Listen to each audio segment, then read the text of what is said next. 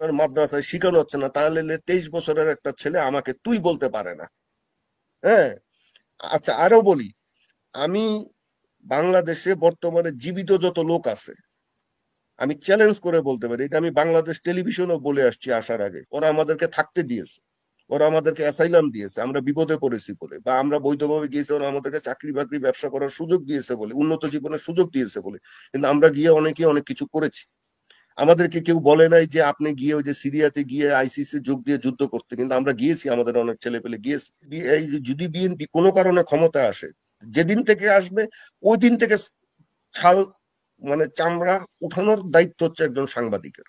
হুম হুম প্রতি পদে পদে ওর ভুল ধরবো, প্রতি পদে পদে ওর ওর ওর 2 নম্বরই বাইর করবো। হুম আপনার এই যে আপনি আপনি আপনি কল্পনা করেন যে পাকিস্তান যখন ভারতের বিরুদ্ধে যুদ্ধ করছে, তখন বাংলাদেশের মানুষ দিয়ে তেহরিকে তালেবান পাকিস্তানের সাথে পাকিস্তান আক্রমণ করছে। Hmm just hmm. Think of ইট।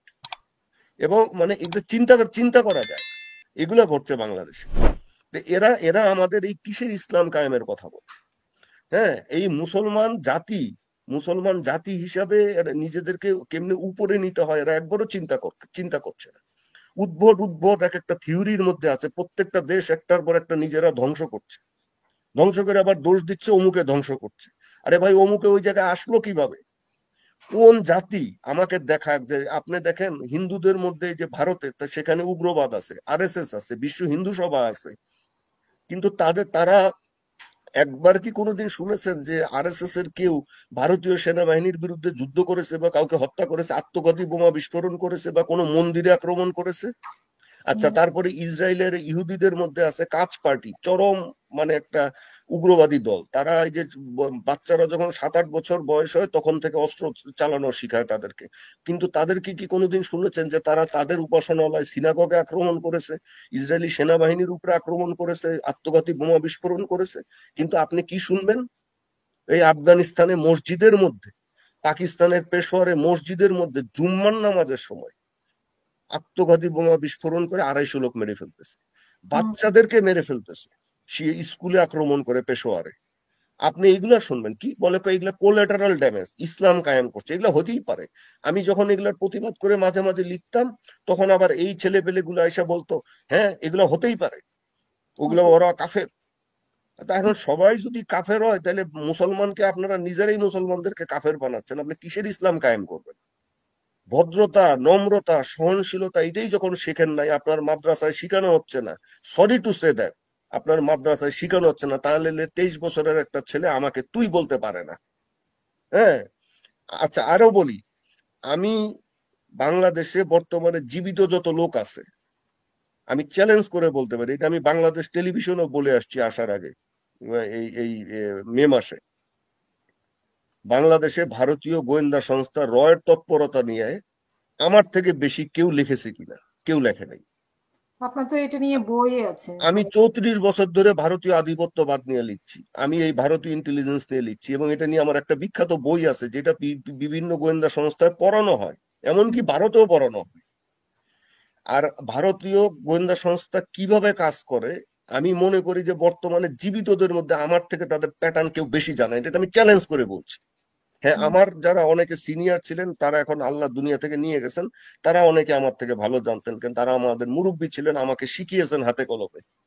আমার থেকে এখন এখন পর্যন্ত ভালো কেউ জানে না। সে আমাকে এই এই এই কথিত ইসলামিস্ট কয়েকটা প্রোপাগান্ডা করে, কয়েক আমি ভারতে আমি রয়ের এজেন্ট, তারা বিএনপি কে বলে রয়ের এজেন্ট, তারা মানে জিয়াউর রহমান স্বাধীনতা ঘোষণা করছে সেটার বিরোধিতা করে, পাকিস্তান ভাঙতে চেয়েছিল।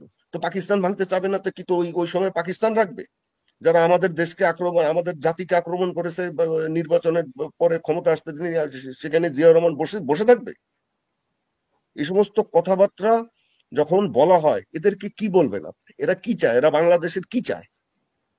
কি কি ভাষা এদের সাথে কথা বলবো? আমরা তো তাও মানে অসভ্য ভাষা ব্যবহার এদের করছি না। পেছনে আসলে কারা? এদের পেছনে নিশ্চয়ই একটা শক্তি আছে যারা এদেরকে কন্ট্রোল করছে।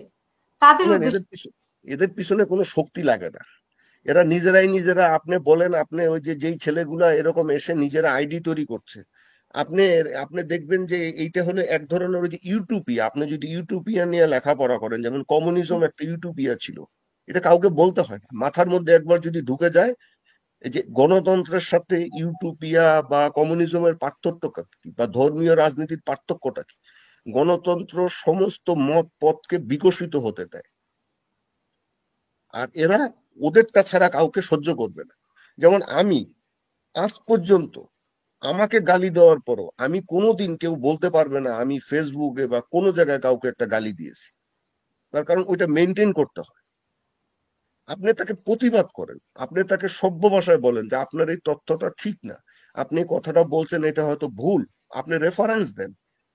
আরে বাবা রে বাবা, এই সমস্ত ছেলে পেলে, কোথাকার কোন ছেলে পেলে এসে, কোনো লেখাপড়া নাই, কিছু নাই, কোনো মানে কোনো কিছু জানে না, স্ট্র্যাটেজি সম্পর্কে মানে বোঝে না, যেভাবে কিভাবে ব্রেন একটা, ওয়াশ হয়েছে আর কি, ব্রেন ওয়াশ। কিভাবে রাজনীতি চলে বোঝে না, কিভাবে গোয়েন্দা সংস্থা কাজ করে বোঝে না, কিভাবে আঞ্চলিক আন্তর্জাতিক পরিস্থিতি আপনার নিয়ন্ত্রিত হয় কিচ্ছু বোঝে না, এসে করে কি যারা জানে তাদেরকেই করে ফেলছেন। আল্লাহ ধরেন, এরা এরা এখন যদি, কথার কথা যে কবি আল মাহমুদ বেঁচে থাকতেন, সৈয়দ আলী হাসান বেঁচে থাকতেন, তাই এদেরকেও গালাগালি করতেন এরা। হুম হুম হুম। বুঝতে পারছেন, এদেরকেও গালাগালি করতেন।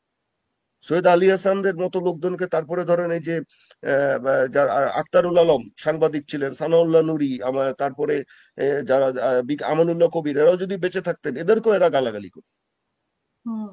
এখন অনেকে আবার আর একটা শ্রেণী তৈরি হয়েছে যে জীবনে কোনোদিন হাটে মাঠে ঘেটে সাংবাদিকতা শেখেনি, মানে আপনি কলাম লেখা মানে সাংবাদিকতা শেখে না। কলাম বহুজনই লিখতে পারে, একজন ইঞ্জিনিয়ার, একজন ডাক্তার, একজন বিভিন্ন পেশার লোক, সামরিক অফিসার, একজন পুলিশ অফিসার, সে কলাম লিখতে পারেন, তার মতামত তিনি প্রকাশ করতে পারেন। বা সাংবাদিকতা হচ্ছে একটা ভিন্ন বিষয়। এটা হাটে মাঠে ঘাটে থেকে শিখতে হয়। আমাকে শিখতে হয়েছে, আমি সেনা অফিসার ছিলাম। আমি যখন সাংবাদিকতায় আসি, আমি বাংলাদেশের আনাচে কানাচে ঘুরে ঘুরে সাংবাদিকতা শিখেছি। সীমান্তে গিয়ে শীতের মধ্যে রাতের বেলা খড়ের গাদার মধ্যে শুয়ে থেকে কিভাবে ওখানে চোরাচালান হয়, কিভাবে কি হয়, এগুলো আমাকে রিপোর্ট করতে হয়েছে। আমি সেভাবে সাংবাদিকতা শিখি, কষ্ট লাগে শিখতে, শুধু লিখলেই হয় না। এখন কিছু লোক লিখছেন, তারা বড় বড় এক একজন বিশাল বিশাল কুতুব হয়ে গেছেন, এমন ভাবে সাংবাদিকতাকে কলুষিত করছেন, এমন এমন সব গুজব হুজব ছড়াচ্ছেন, যে বাংলাদেশের সার্বিক জাতীয় নিরাপত্তা তো বলেনি, সামাজিক পরিস্থিতিটাকে ঘোলাটে করে ফেলছেন।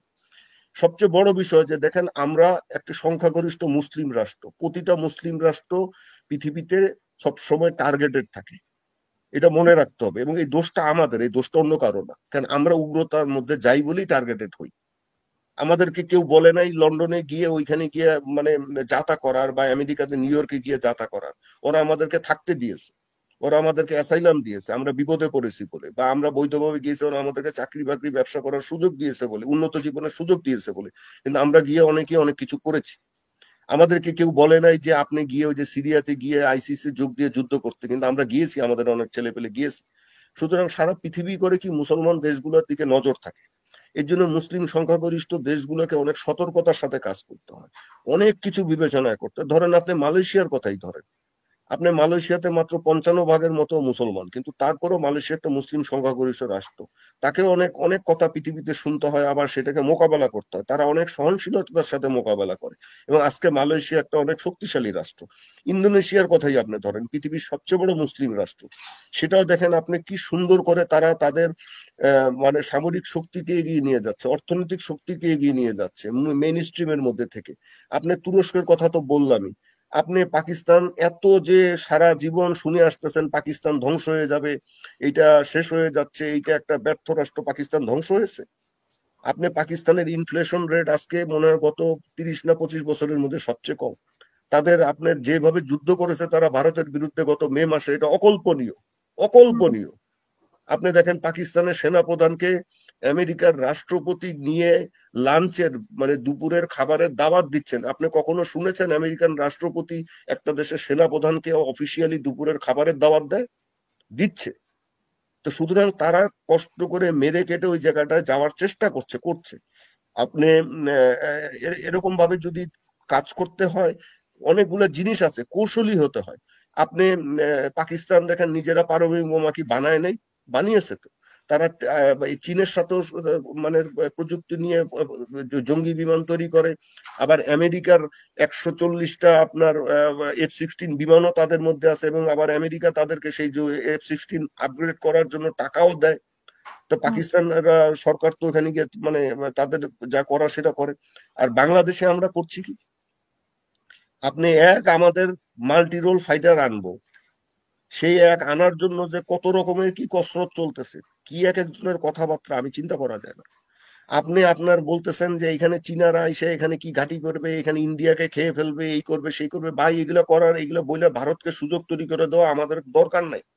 আগে গণতন্ত্রটাকে আনেন, শক্তিশালী হন, আমাদের অর্থনীতিটাকে আগে স্টেবল করেন, নিজেদের আয় রুজি ঠিক করেন, ঢাকা শহরটাকে ঠিক করেন। ঢাকা শহর যদি কেউ দেখে আপনারা রাস্তা পার হইতে জানেন না, আপনারা উপরে ফুটওভার ব্রিজ তার নিচ দিক দিয়ে গাড়ির সামনে দিয়ে দৌড় দেন, ডিভাইডারের উপর দিয়ে, আমার কাছে আপনার ছবি আছে দেখেন, মাথায় টুপি আলখেল্লা পরা বোরখা পরা, তারা ওইখান দিয়ে এরকম করে পার হচ্ছে। আপনি এগুলা হুম করে হুম আপনি বিশ্ব শক্তির সাথে লড়বেন? ঘোড়ার ডিম লড়তে পারবেন, কারো পশমও ছিঁড়তে পারবেন। এইরকম জঙ্গলিদের মতো যারা এখনো, যাদের আচরণ ট্রাফিক সিস্টেম নিয়ে, তারা কোনোদিন পৃথিবীতে কোনো অবস্থান তৈরি করতে পারে না। এগুলো আত্মসমালোচনা আগে নিজে করেন, ভালো হন, তারপরে এসে অন্য কিছু করেন, ইসলাম কায়েম করে। হুম। অসংখ্য ধন্যবাদ আপনাকে। একটা প্রশ্ন আমরা, বলা হচ্ছে যে সাংবাদিকরা আগে কথা বলতে পারতো না এখন কথা বলে, বা মানুষ আগে কথা বলতে পারতো না এখন কথা বলে। আসলে কেমন ভাবে কথা বলে? এখনো কি মানুষ সত্য কথা বলতে পারে আগের মতো, আগে সরকার যে আমলে যেরকম বলতে পারতো না? আমি অস্বীকার করব না যে এখন অনেক কিছুই বলতে পারেন, লিখতে পারেন, কিন্তু তারপরেও আছে এই যে যাদের কথা আমি বললাম, এই শক্তিটা, এই গ্রুপটা অনেক কিছুকে ঠেকিয়ে দিচ্ছে। হ্যাঁ, অনেক কিছু ঠেকিয়ে দিচ্ছে। যেমন আমি অনেক সাংবাদিককে, আমার বন্ধু সাংবাদিকদেরকে দেখেছি যে তারাও এখন অনেক কিছু চিন্তা করতে, এরকম বলতে গেলে সতর্কতা অবলম্বন করেন। আমি আসার আগে প্রেস ক্লাবে গেলাম, আমি তখন এই যে নারী সংস্কার ইস্যুটা নিয়ে আলাপ হচ্ছিল কয়েকজন সাংবাদিকের সাথে। আমি তার কয়েকদিন আগেই, 2-3 দিন আগেই মনে হয় বাংলা ভিশনে না কোথায় এগুলো নিয়ে কথা বলছিলাম। তো তখন আমি এই কথাটা বলেছিলাম যে এটার কেউ কিছু করলো না। তো তারা বললেন যে রুশ ভাই, আপনি তো এটা বললেন, সাহস করে তাও আপনি বলছেন। দু একজন বলছে, ডক্টর জাহিদ বলছেন। ডক্টর জাহিদকে জাহিদের মতো, জাহিদ ভাইয়ের মতো একটা লোককে যথেষ্ট আপনার গালাগালি সহ্য করতে হচ্ছে, হ্যাঁ, হুম এদের কাছ থেকে। কিন্তু এই অনেক সাংবাদিক ভয় লিখছেন না, তারা স্বভাবতই ভয় পান। তার কারণ এই যে এই শ্রেণীটা এত অসভ্য, এত ইতর, হুম এত নিম্নমানের, যে এটা কল্পনা করা যায়। এত নিম্নমানের কল্পনা আমার দুঃখ লাগে যে এখানে আমাদের কিছু সাংবাদিকও আবার এখানে এগুলাকে উস্কানি দেয়। হ্যাঁ, আপনি যারা ওই দিকে রাজনীতি করে, ওই রাজনৈতিক কারণ উস্কানি দেয়। আমি কিন্তু জাতীয়তাবাদী রাজনীতির একজন সমর্থক, কিন্তু এই যে বিএনপি শয়তানি বান্দরামিকে আমি উস্কানি দিব না, বলবো যে এইগুলা বিএনপির ধ্বংস ডেকে আনতেছে। হুম হুম একদম, আমি এখনো বিএনপির সদস্য না, আমি কোন রাজনৈতিক দলের সদস্য না, কিন্তু এই যে যদি বিএনপি কোনো কারণে ক্ষমতায় আসে, যেদিন থেকে আসবে ওই দিন থেকে ছাল, মানে চামড়া উঠানোর দায়িত্ব হচ্ছে একজন সাংবাদিকের। হুম হুম প্রতি পদে পদে ওর ভুল ধরবো, প্রতি পদে পদে ওর ওর ওর 2 নম্বরই বাইর করবো। সে যদি, যারা রাজনীতি করেন, তারা যদি বার্মা অ্যাক্ট না বুঝেন, তাহলে তাদের রাজনীতি করার প্রয়োজন নেই। বার্মা অ্যাক্টের ভয়াবহতাটা যদি না বোঝেন, পরিধি যদি না বোঝেন, তাহলে তার রাজনীতি করার প্রয়োজন নেই। এটা 60, 70 বা 80-র দশক না, যে আপনি ওই তথাকথিত ব্যালেন্সের রাজনীতি করবেন, যে আপনি এই কি বলে, মার্কিন যুক্তরাষ্ট্রকে সাম্রাজ্যবাদ বলবেন, আবার তার কাছ থেকে সহায়তাও নিবেন, পাশ্চাত্যকে উপনিবেশবাদ বলবেন, আবার তার কাছ থেকে সহায়তাও নিবেন, আবার কোটটাই পরে তাদের ওখানে গিয়ে রানীর কাছে গিয়ে নট করবেন। এই সমস্ত দিন চলে গেছে। This is a very crucial world now. হ্যাঁ, একদম প্রেসাইজ। একদিকে বার্মা অ্যাক্ট যেদিন থেকে আপনার সাইন হয়েছে, হুম আপনার প্রেসিডেন্ট বাইডেন সাইন করেছেন, এটা আমেরিকার আইনে পরিণত হয়েছে। এবং বার্মা অ্যাক্টের কার্যকারিতা আপনারা দেখছেন যে মায়ানমার কিভাবে কি হয়েছে, ওইটা আমাদের সীমান্ত পর্যন্ত। এখন যদি কোনো উর্বর মস্তিষ্ক এসে মাথা থেকে বের করে যে না, আমরা রোহিঙ্গাদেরকে প্রশিক্ষণ দিব, প্রশিক্ষণ দিয়ে আরাকান আর্মির বিরুদ্ধে যুদ্ধ করতে পাঠাবো, আবার কি, আরে জামাত ইসলামী, চীনের কমিউনিস্ট পার্টির নেতারা আসছেন বাংলাদেশে, তাদেরকে গিয়ে বলতেছেন আমরা আরাকানে একটা ইসলামী রাষ্ট্র, মুসলিম রাষ্ট্র চাই। এই ধরনের উর্বর মস্তিষ্ক প্রসূত জিনিস যখন আসতে থাকবে, আপনিও আস্তে আস্তে আপনার লেজের মধ্যে আগুন লাগতে থাকবে, একসময় আপনার শরীরের লোমও পড়তে থাকবে। সুতরাং আপনি বার্মা অ্যাক্টের মধ্যে করে থাকবেন। আর যদি এই নির্বাচন নিয়ে এরকম ফাজলামি করতে থাকেন এবং নির্বাচনকে পিছিয়ে দেন, বা নির্বাচনকে মানে প্রশ্নবিদ্ধ করেন, বা একটা নৈরাজ্য সৃষ্টি করতে চান, মনে করবেন যে আপনি আপনি ক্ষমতা মানে আপনার সংহত হবে, আপনি মানে আস্তে আস্তে আরো শক্তিশালী হবে। নো, আপনিও বার্মা অ্যাক্টের মধ্যে আগে পড়বেন, বিএনপির থেকে আপনি আগে পড়বেন। বিএনপি তো একটা মডারেট রাজনৈতিক দল, ওটা পড়তে দেরি আছে, কিন্তু আপনার লেজ আগে কাটা যাবে। হ্যাঁ, এবং আপনারা কারা সেটা তো এতক্ষণে বললাম। কোনো পাবেন না, আপনাদের লেজ আগে কাটা যাবে।